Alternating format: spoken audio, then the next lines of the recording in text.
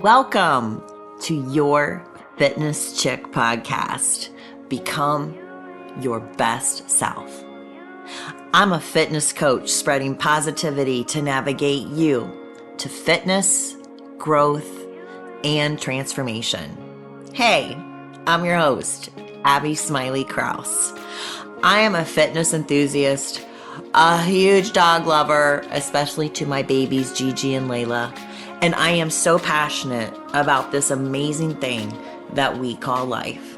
In this podcast, I'll be covering topics to improve your fitness, mindset, and well-being. Topics such as longevity, meal prepping, overcoming mindset obstacles, nutrition, and of course, everyone's favorite, weight loss. I'm here to help inspire, uplift, educate, and motivate you to become your best self. Join me here every Tuesday for a fresh episode.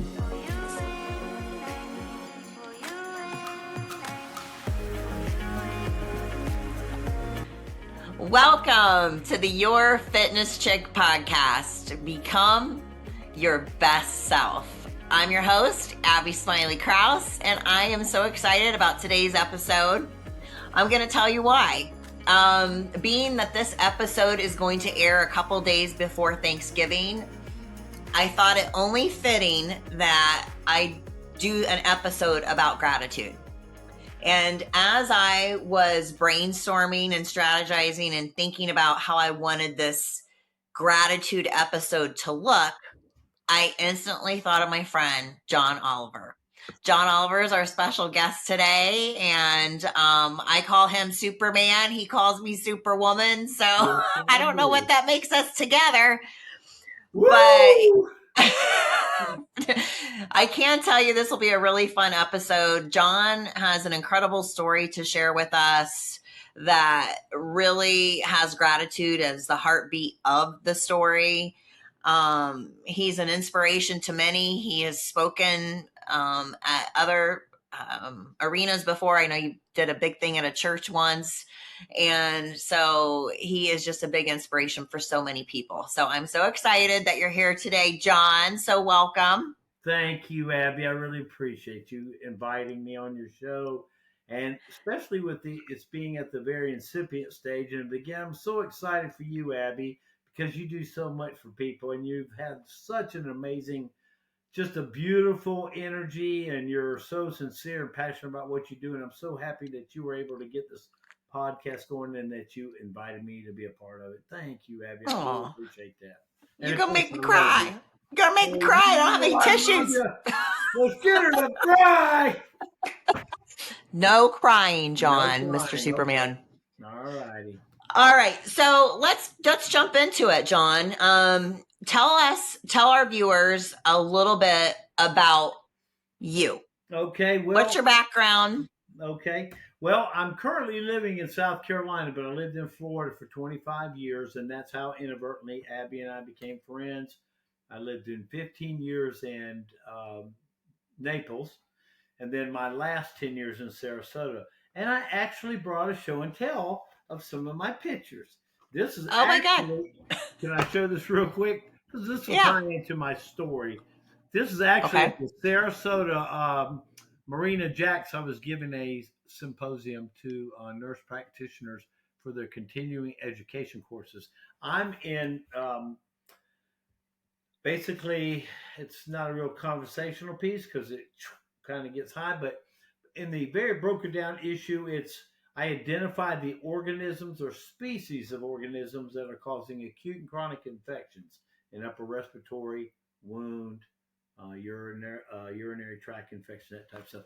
I work with the doctors to help them discover what's causing the actual infection. And I dive deeper than your like LabCorp and Quest. They do a basic disc diffusion or culture sensitivity. We do PCR, polymerase chain reaction, DNA sequencing, which goes further, and you can find the biofilming and antimicrobial resistant genes and that type of stuff. Real non-conversational piece, you know what I mean? Lots of big stuff. Big words Yeah, there, Mr. yeah, John and some Superman. of my quick pictures, I did all this just cut for Abby. I told her I'd go all out. Me and some of my assistants, assistants. Me and this is me and actually the doctors when COVID came. That's where my whole story starts, and that is Which DHEC we're getting ready to doctors. go into. This is me in the practice at the thing at the office and just different stuff. And then me and my So cool life, real pics. quickly. This is me at a party down in Naples, Florida. It was a Looking fundraiser. all dapper. And for those of you who Yeah, are this just is. listening, you can view this on YouTube and then you'll be able to see the pictures that he's Oh showing. yeah, yeah. If you, I'm sorry for those who can't see. If you get to miss me, no, I'm just kidding. And these are just some pictures of my life because it leads into where I'm going and what happened and how dramatic it was. Some of my, I bought all the toys and had all the Looks like you were fun. living the good life. You had Yeah, lots of cool doing stuff private going on. jets, getting on private jets and traveling all over, going, all over the place, all my nice little sports cars and stuff. And that's where it kind of goes to this whole process of where I went. And So so let's go to that. So let's stop for a second. Okay. okay, yeah, So because I think it kind of starts around COVID time when COVID, the right, epidemic hit, yes, right? yes, I think obviously everybody can agree that that affected everybody on a magnitude of different scales, but it absolutely, really hit you pretty gosh darn good, right? You yes, it did. basically had to reinvent yourself. Here you were living the high life. You had lots of toys to play with. You were making great money. You have a very established career. And then tell me what happened. What happened to What you? was it? I created a very unique niche in the assisted living facilities 25 years ago when nobody even thought about it. And so I had over 200 assisted living and memory care units, which, Florida's the geriatric capital of the universe on every corner. Sure. So I had a God's waiting thriving, room. yeah, I had a thriving practice from Sarasota all the way down to Naples. Was doing life, I was wide open, working all the time, and that's part of my story. And so what happened was initially for March and April, I literally was working. Of 2019 or Yeah, 2020? 2019. So 2020 was when COVID no, really hit. okay, well then, yeah, I'm trying to think of the years. I'm getting kind of, Okay. So uh, 2020, what today? What was today? Sunday? No, I'm just kidding.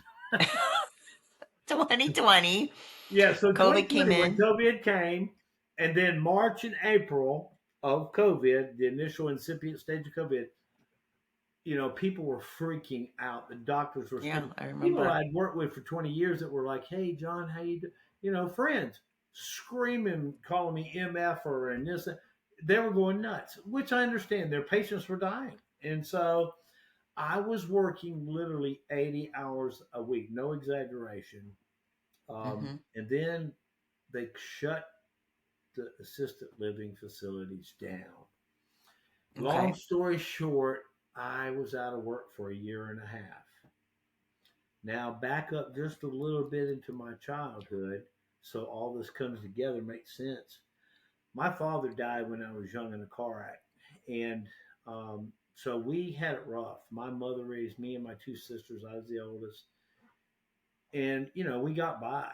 And so when Hmm.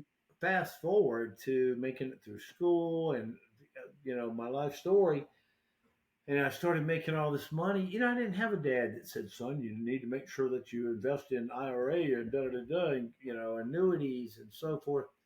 And a lot of my life, when I look back at it, because I've had so much time in the last 2 years to see so many things and realizations come to me that I've just never, they just escape me. I mean, spiritual, physical, so many different levels, emotional things that I stuffed, okay. Like my dad's thing, I stuffed that, I never really accepted that, and so many different things. So anyway, so I lived when I started making money like there was, like it was a money tree. I was You were having a taking good off. time. Yeah, big time. I only shopped at Nordstrom's, at Saks Fifth Avenue. I mean, I was just blowing my. And had I not done that, that was one of the lessons that in that year and a half I'd have been fine. if I would have been very conservative with my money and so forth. But I had maybe $100,000 in the bank when I should have had about 1 million. Mm-hmm. And I had just bought a brand new, like I needed it.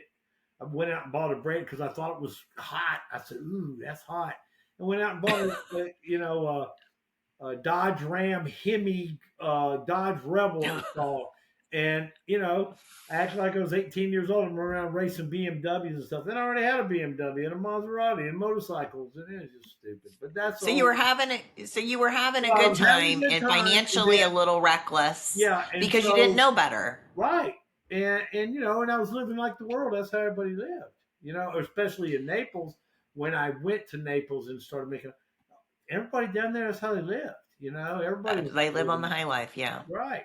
So COVID So hit, COVID and then came, shut you. everything down. I was out of work for a year and a half, and I lost every single thing. I had a really nice home in Sarasota, lost it all, every Wow. single thing, because I had my two younger sisters who have children. I don't have children, never been married, and that's a whole nother story. But anyway, I mean, we can do series, Abby, if you want to. The life of John Oliver. Yeah, the relationship series. Yeah, because between my mortgage and so forth and bills, and then I got two younger sisters that got kids, and both of them marriages didn't work out. I wasn't gonna let my sister be on the street. You know what I mean? I've always looked out for them. So when you pay for three mortgages, all the bills, and I sacrificed my stuff for them. And a year and a half later, I get a call from Nick Glimcher, the CEO of the current group that I'm with, Genetic Technology Innovators. And I was all excited. And he goes, John, would you be willing to go to? And this is kind of the wild inner dynamics of what I want to say the God principle of how things lined up and stuff. Because I had a friend that I grew up with who lived downtown Raleigh, was a very successful electrical engineer. And he kept saying, John, come move up here with me, man. I'm not going to charge you nothing, brother. I want you to get on your feet. And I'm thinking, I don't even have the money to drive up there, right? And so when Nick calls me, I had just spoke to Larry a week earlier, and he goes, well, John, would you consider moving to Raleigh? And I'm like, I want to go, I'm like, we can consider it. When I went to get the COVID shot, they Hmm. said, John, and this is where everything changed. They said, Okay. John, This is the turning point. big time. So I go there. He says, John, we're going to have to do a physical. And I said, why? He goes, because you haven't had one in 5 years. And he said, they're going to boot you out of the system. And I said, okay. Well, I said, man, I'm in great shape. I said, I work out every day, so forth. And sidebar note, I've taught martial arts forever and eons, and I did that in the mornings and the afternoons. I didn't mention it earlier. It's no big deal. Went and got my blood work. That was on a Thursday. He called me back. I work with doctors, been working with them for 25 years. They never call you at 8 o'clock on a Monday morning. And he says, John, he's talking real low. And he said, John, this is Dr. Tovetti. And I said, hey, Doc, what's up? Thinking, what's he calling me for? Uh-oh. He goes, we got your blood work back. How are you feeling? I went, I feel fine. Why? He goes, John, you had the highest PSA we have on record. I didn't even know they went that high. And I said, oh my God, well, how high was it? He goes, well, trying to prepare me. He said, well, we sent it over to Duke. This is because he was with the Durham VA. And I was a veteran years ago. That's how I made college money. I don't want to get a big story on that. I was a paratroop for 3 years, saved my money, and plus they paid for school. But anyway, and he said, we sent it to Duke. They ran it in their lab twice. Then they couldn't believe it. So they sent it out to an independent lab and they got it back. And John is confirmed between our lab, Duke's, and the independent lab. You have the highest PSA. John, you got to come up here today for an emergency biopsy. And I said, okay, Now doctor. tell people what that is, because an That's a average listener prostate. probably does. Yeah, that's prostate static antigen. And a Okay, so that normal was health, it was the result from your prostate. right. And so the normal healthy rating or value number for PSA for a healthy man is about three, two, three, maybe four. If it gets to seven, the numerical number seven, they give you a finger talk, little finger exam. Shit, that for you kind of funny people out That's the there. that's the least you guys can do with all women Right. go through. Yeah, Please. get your finger, boy. Come here. Hopefully they're not fingers like that. But anyway, another story. That's for another time. So Oh my Abby God. so for you audience out there, Abby was worried about me being nervous, like I'm nervous. I'm right at home with y'all. Anyway, so uh, anything past a seven, they give you if it gets to 10, they do a biopsy. And he told me, he said, John, you got to come up here, Mercy Bites. I said, so what was my number, doc? And he goes, now I just told you three is normal, seven they do the finger, 10 they do the biopsy. Most men pass away sometimes for comorbidities. They might have diabetes or heart attack. But the number that generally gets people is between 30, 35 up to 50 PSA number. That's high, yeah. Mine was 96. Holy smokies. 96. So I went up, had an emergency biopsy that day. I came back the following day. And man, things changed, Abby. That's when I was I went in there and he goes, John, it's not good. I go, okay, doc, tell me. He goes, it's not good. And he didn't want to look at me. He was looking down at the ground and looking. I said, doc, what? Tell me. He goes, John, all 12 microcuts were saturated with the C.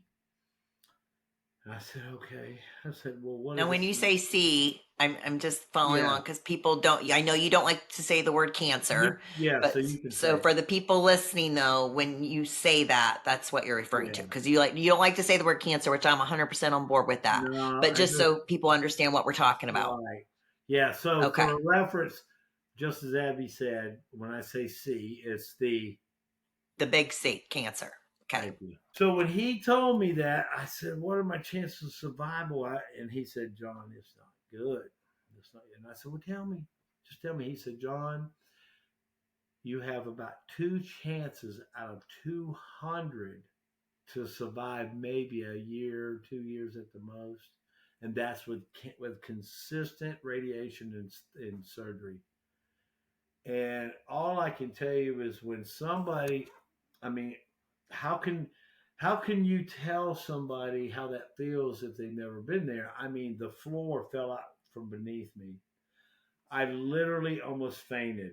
There's nothing been ever that's brought me to the where I saw these little like birdies in my eyes, and I was like, and I started pouring down sweat, and I was like, oh my god. and you were by yourself, right? Yes, and I was by myself, and then I left there, and I don't remember. I don't remember coming down the elevator, getting in my car at all. I to this day I can't remember. I just remember getting on the elevator. Excuse me, getting on the interstate, and I started kind of, I guess, coming to or something, and I pulled my car over, and I will tell you, in your audience, everybody, no ego here, man. I pulled over and I cried like it felt like it was coming out of my bones. I was crying so hard. I was scared to death. They told me I can't even you're imagine it. lucky to have a year or two. And man, I was just I fell apart. And I like to You were work. 60 at the time, right? Yeah. So you were 60 when you were diagnosed. You left. You were obviously distraught. You were heartbroken. You were just So calling I'm on up in God. the yeah, and I But stood up. what were they telling you that the next step was that you Well, had I to had do? 30 days later. They told me I needed to move in with somebody. I had 30 days for I was going to get surgery. The surgery was going to be so intense I wouldn't walk for 2 months, and I'd have to have somebody bedpan me, like take me. Oh my Yeah. gosh. So I called my sister. Yeah, all that. I was going to have a colostomy bag and a catheter the rest of my life.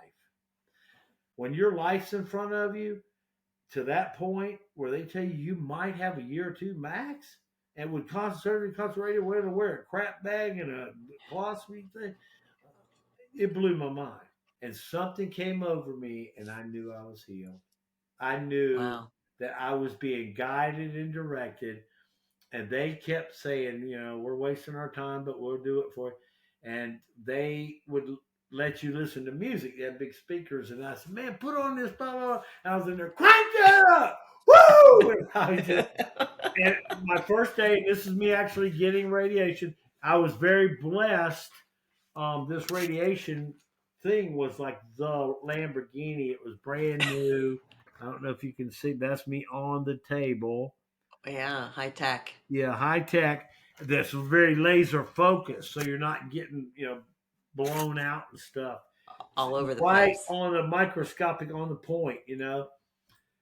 Long story short, 30 30 days days. later, they did a scan, did the stuff. I went home. They called me up and they said, John, we got your reports back. Can you drive up here?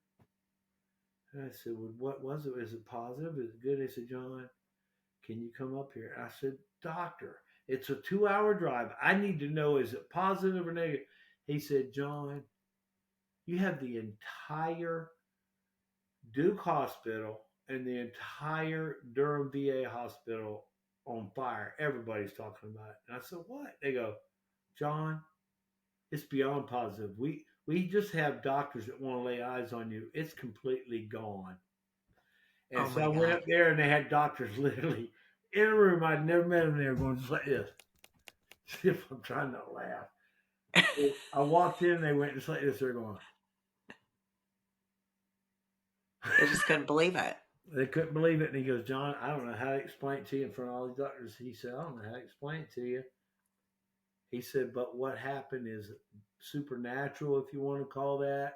It's physiologically impossible for what you had, the amount you had, for any kind of treatment to make it It was a completely and miracle. totally disappear. And I jumped up and I said, that's my God, that's my Lord. And I was all pumped up, Now, excited. during that 30 days, but Huh? during that 30 days, John, Yeah. because you had come to and purchased the Bible and you had just dove into Well, and I went you had hyperbolic just about, dove into forming your relationship with God. right. And during that 30 days that you were receiving that radiation, were you reading your Bible? Were you praying a Oh man, lot? I How was were you? praying nonstop. I was like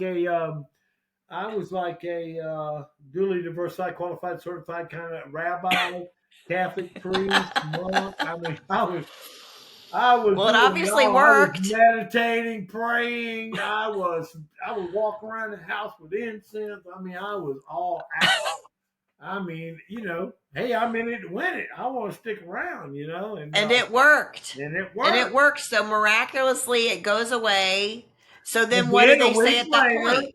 so then the story gets better. So a week, so I'm out. I'm going to become a prophet, a pastor, a preacher, a street corner, something. I don't know what I'm going to become, but I'm on fire, right? So I'm like literally grab people. Man, how you doing today? Should be pumping gas. I like look around the gas pump. How you doing today, man? I'm on fire. I mean, I'm on fire. I'm healthy. I'm alive. I'm free. I'm just blown away. And it's maybe a week later. I mean, not even a week later. Next day, I was doing backflips. I'm like, ah, ah, just blown away. And everybody's going, all the doctors were just like, we don't even, they were just shocked. This is a week after you completed the Yeah, radiation. They told you the cancer was right. gone. Yeah. Then you have this show up on your Yeah. face. So I don't know if you can tell, but it's right here. Can you see that? Looks like a Yeah. pimple. I woke up the next morning. I went, what's wrong with my jaw? And my jaw was out like a golf ball, and this was on my face. I don't even like showing people. It's so crazy. That was on my face. Can Oh my gosh. Yeah. Can you see that? And again, for those of you guys just listening on Spotify, you can watch this on YouTube. But he's showing us a picture of something pretty scary looking. Yeah. Lost all my stuff. Lost everything. Then I get diagnosed with death, right? Then make it through that. Like you talk about a life yo-yo, You talk about the peak and the valley and the valley and the peak. Man, you talk about emotional jerking around. emotional yo-yo. I don't even know. I mean, it was insane. This is an hour later. Oh my God. An hour later. But they wanted to take my whole, they were going to do um, full facial what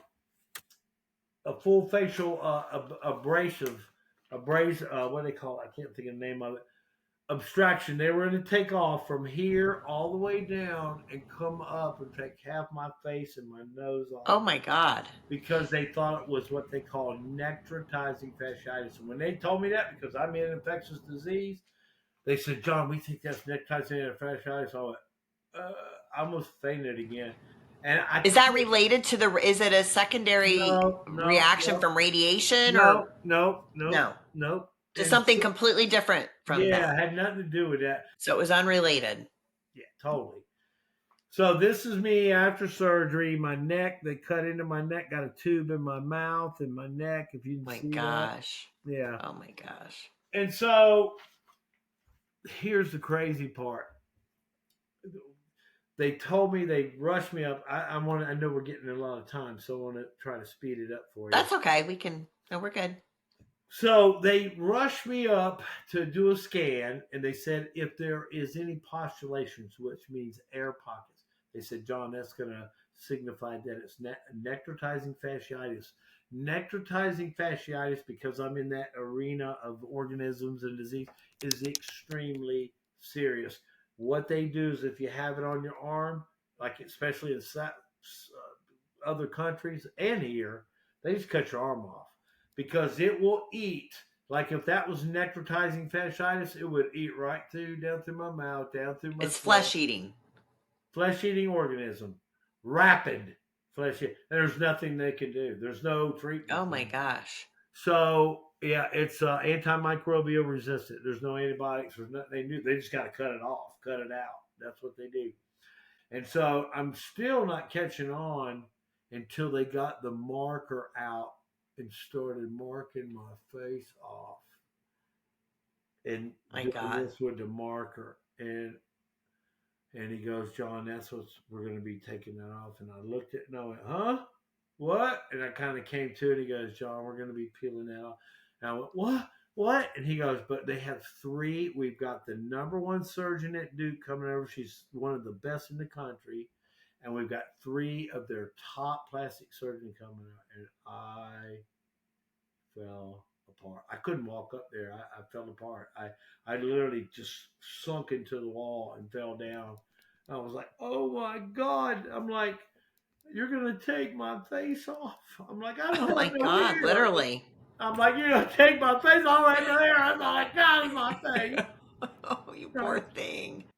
I suffered with this thing on my face for 3 months.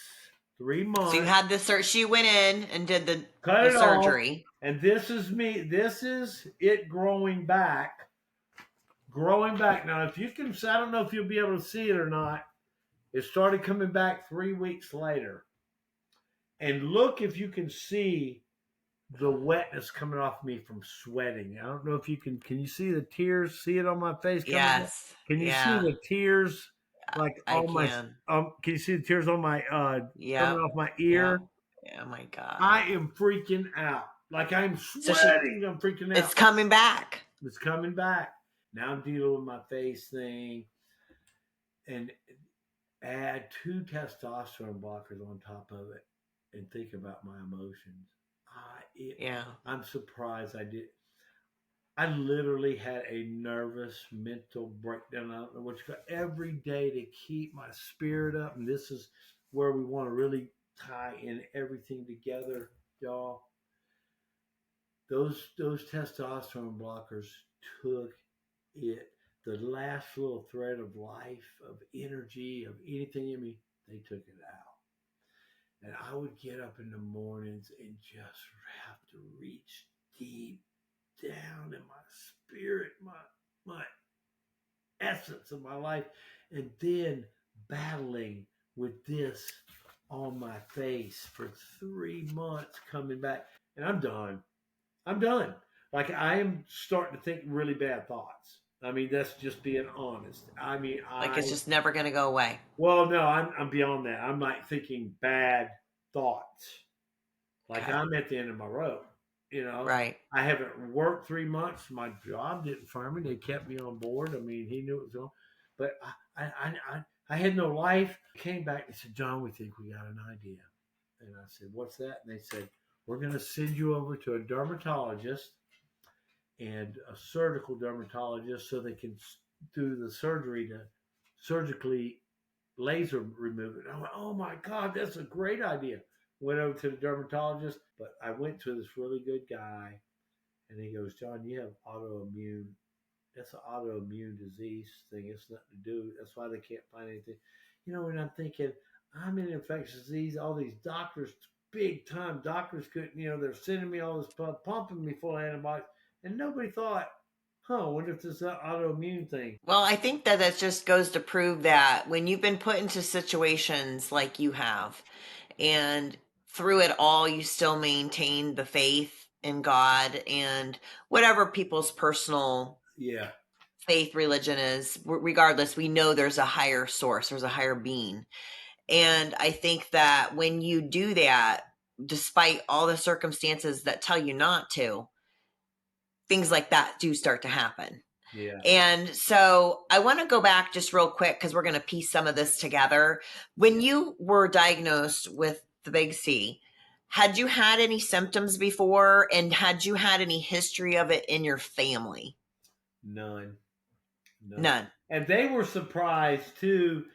And you know, I will say before I left Sarasota, like I didn't have problems with, you know, they were pretty shocked by that. I didn't have problems urinating or getting up 20 times No a night. symptoms. Not, I mean, I had symptoms, but not your typical, like um, What were primarily with they? prostate, it's a real big urination issue for men. Like either they got to really force it or they're going all the time. And you know, maybe I did go a little bit more than usual, but it wasn't abnormally crazy. You know what I mean? And two, Yeah, I've always drank a lot of water, and I kind of equated right. it, you know.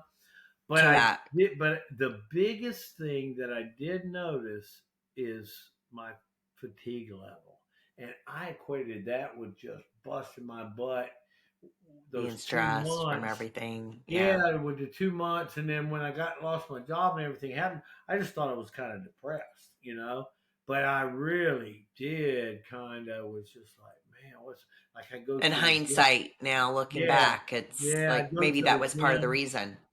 I go Now to you were now you were 60 when you were diagnosed. Now we know that prostate cancer is the second most frequent cancer for men. 2 out of 3 And men are diagnosed with right, it's the prostate. second one I know on for men, just as Hmm. breast is for women. Right. But with that being said, they say that most men should start getting prostate screenings around the age of 50, unless you have a family history, or if you're African American, they say to go more towards the age of 45. So, with that being said, you were already 60. So, had you already been having prostate screenings up to that point, or were you one Well, of those that really didn't do well, that? no, that's you brought up a good point because there's just so much to it. I had this lovely uh, doctor in Naples, and her name. This is my disclaimer. I'm just being honest. I'm not gonna lie because Maybe don't say her name. no, no, no, no, no. I'm saying when I tell you this part of the story, you're gonna go, "Duh, you big dummy," you know. But that's just what I am. I mean, just I just so Uh, I'm originally from Charleston, South Carolina, and Columbia, South Carolina, and I lived half and half. Half my and anybody that's ever lived in Charleston or knows somebody that is from Charleston their whole life, they have a very distinct accent. And it's kind of like my father and the father's father, because it's the old Hmm. English Southern accent. So anyway, as Right. soon as I heard her accent, I went, "Are you from Charleston?" And she was like, "This is years ago." She goes, yeah, yeah, so I'm from Charleston. I said, oh, I knew that. And she loved me, just loved me. And she's a great You had doctor. an instant bond. Yep. And my prostate was 7.9. And she goes, you got to get a prostate, you got to have an exam. And I wasn't letting nobody, Yeah. I Do told the her, finger thing. that just weirds me out. I'm not into that. I So just, you didn't do it, well, and maybe I could have possibly let a woman do it, but I certainly wouldn't let a man do it. I just but you didn't do it. Well, it You got chose not to so do it. bad that they actually hoodwinked me. She begged, pleaded, and borrowed. She goes, "You want me to do it?" And I said, "No, I look at you like my sister or something. That's weird." And yeah, she was like, "You got to get it done. You got to do it." And I put it off, to the point where they set me up. And I got this thing in the mail saying I need something. They saw something in my heart thing, and I need to go to cardiologist. So I go up to the big new hospital in Fort Myers, and because I'm living in Naples, and so I go in there, and I go to the heart thing, and I go, yeah, I got this note, and they go, oh, yeah, I got him, I'll take him. And I'm like, what? And he goes, yeah, come on with me, and they walked me down, went down the elevator, and we're going past urology, and I'm like, what's good? They go, this is the Oliver guy. And they're like, oh, okay. And they walk me right down the hall, and there's this doctor in there. He's like an old retired general or something. Doctor, is that? Yeah. He goes, yeah, Dr. Reynolds told me you don't take no damn thing. Just pull your pants and get this thing over with. And And so there it happened. no. He said, Oh, you wouldn't let him do it? no, he was hardcore. He goes, that woman really likes you, that. I said, well, Doc, I got to use the restroom real quick. Let me run down. He said, all right, just get down there. And he's old God. He put his gloves on. I said, I'll be right back. And I hauled ass out the building. I got You split. She called me up. I can't believe I went to a lot of trouble. I said, I love you, but I'm not doing it. So so let me That ask you was though, 5 John. years prior. Okay, 5 years. so do you sometimes ask yourself if I would have, Of course. Not anymore, I don't. I mean, I'm over it. But but initially you thought if I yeah, would have well, let them do the exam, I may not have went through what I but did. here's the good news. I like that. Here's the good news, ladies and gentlemen. Hey, here's the good news, Lucky. Nobody knows. I just want you to know I have a mad crush on Abby. Awesome Abby. I'd do You're anything. goof. I'd tell anybody anything to get on this show just to see her pretty face. But anyway, Oh, you're my new favorite person. damn it, I thought I would. I better be. So anyway, Oh.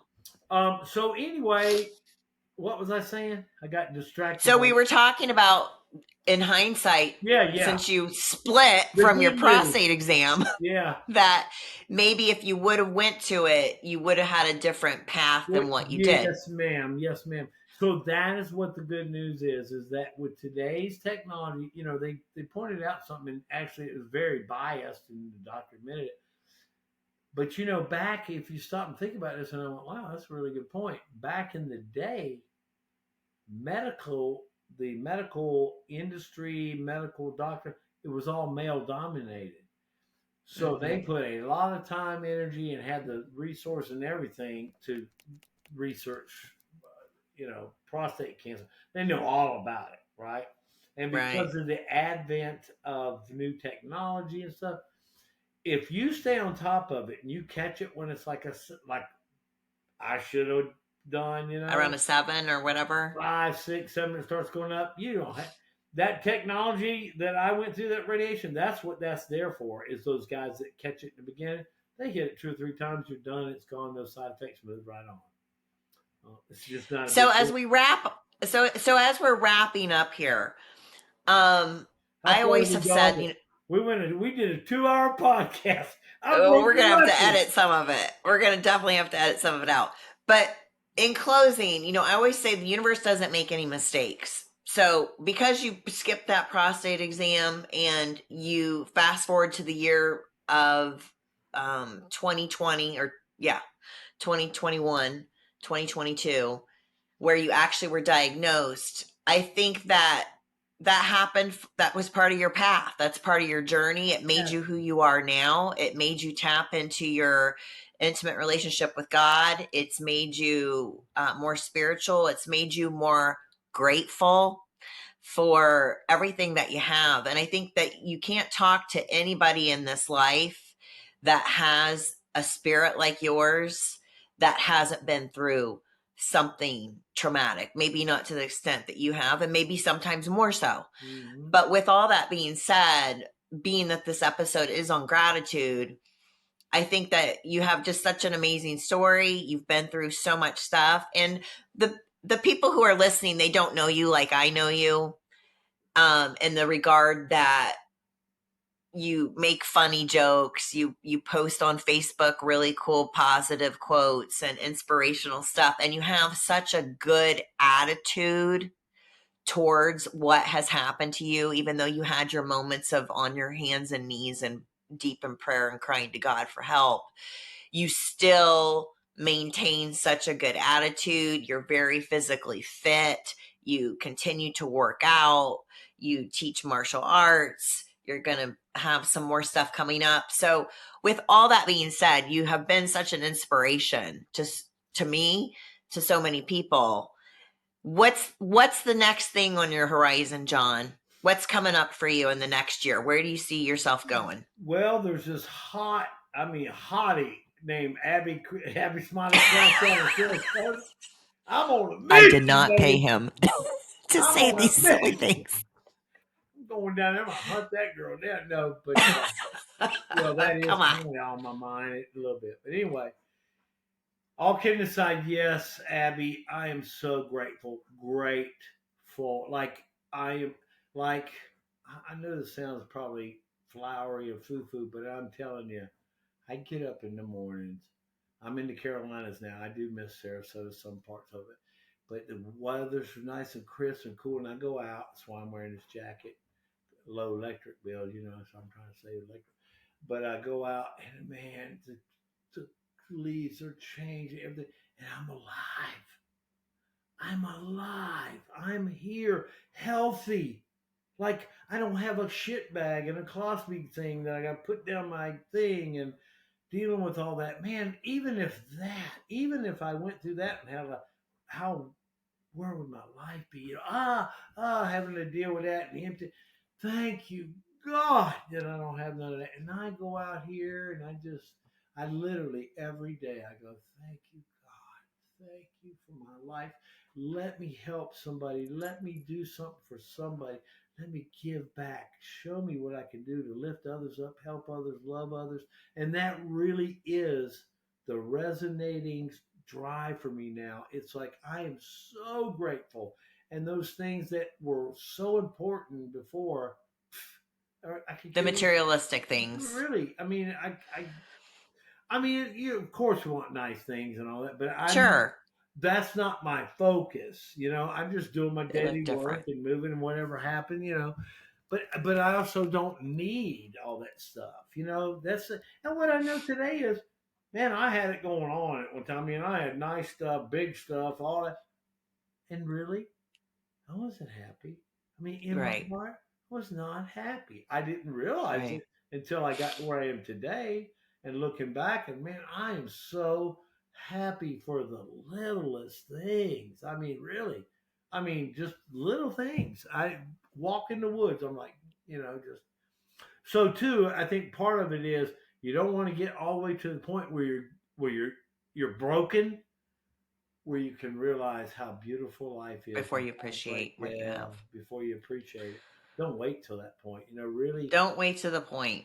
yeah. Well, I can tell you that I'm grateful for you. I'm Thank grateful you you so too. much for being on the show today, Thank and you, Abby. thank you for all of our listeners for listening to this episode of the Your Fitness Chick podcast. I want to close with this quote real quick.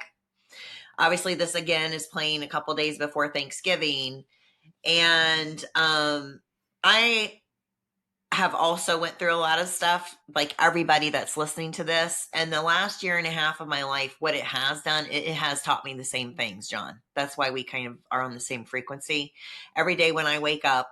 Honestly, I wake up, I say, thank you, God, out loud. Thank you, God, for waking me up today. That was really nice of you. And I look at my dogs. They're like, are we ready to go out? And then I say, another day to be freaking awesome. Let's do this. And I get up and start the day. And so I wanted to read this quote. It's by John F. Kennedy. And the quote is this. It says, as we express our gratitude, we must never forget that the highest appreciation is not to utter words, but to live by them. So to say you're grateful and all this is wonderful, but by living that attitude of gratitude where you give back to the community, where you're taking something, maybe a hand that was dealt to you that was not so pleasant, and saw the good that can come from it and changed your outlook on things, and you're helping to shape other people's lives, that's true gratitude. So thank you so much, John. Is there any one last word that you want to say before we close up? Yeah, I thank you so much, Abby, and you really do. I've watched your growth throughout the last 2, 3 years and how you've evolved to where you're at now. And your change has been so dramatic. I mean, you came out of a marred situation. I remember when we first met. I probably shouldn't tell everybody this, but I called her one time and she was saying, so I said, I think I'm going to let her go. Yeah, yeah, yeah, yeah. I talked to her a long time later, and I said, "Wow, she's really changed." And so, anyway, but you have changed into this just beautiful butterfly. You gotten out of the cocoon. You're doing great things for people, really sincerely great things. And with the podcast, with working out, and I'm actually, you're kind of one of my kind of mentors slash goal is to do something similar because I'm going to start. I've got an old barn you can't see, but I'm fixing it up and starting the year off right. I'm going to start teaching martial arts again, but I'm going to transform it differently because I used to teach real hardcore. So I'm going to make it all about spiritual and building people up and that kind of And stuff. you're going to start teaching. Yeah. What is it that you're going to be teaching? Um, well, it's martial arts, it's Okay. self-defense martial arts, but I'm even thinking about changing the official name. I'm going to talk to my grandmaster and all that, but make Throw it it more out there. spiritual. But anyway, but I love Well, you, and love you more. I'll talk to you soon. And Thank you so much. don't worry, you won't hurt my feelings if you slice it and dice it 100 times. We'll have to do some edits, but thank you so much. And thank you to our listeners. As always, I'm here to inspire, uplift, educate, and motivate you to become your best self. Amen. Think about what you're grateful for. Enjoy your family during this week of Thanksgiving because one day they won't be there and you'll wish they were. Amen. We'll see you on the next episode. Hey, it's Abby, your fitness chick. Thanks for checking out today's episode. With your continued support, I can keep creating inspiring episodes just like this one. So be sure to hit that like and subscribe button. To stay motivated all week long, be sure to follow me on all my social media platforms. The links for those can be found in the show notes. Check out my website by visiting www.yourfitnesschick.com. And I'd like to thank my production company, Coraggio Media, but most of all you, my listeners, for helping to inspire me each and every day. I'll see you on the next episode.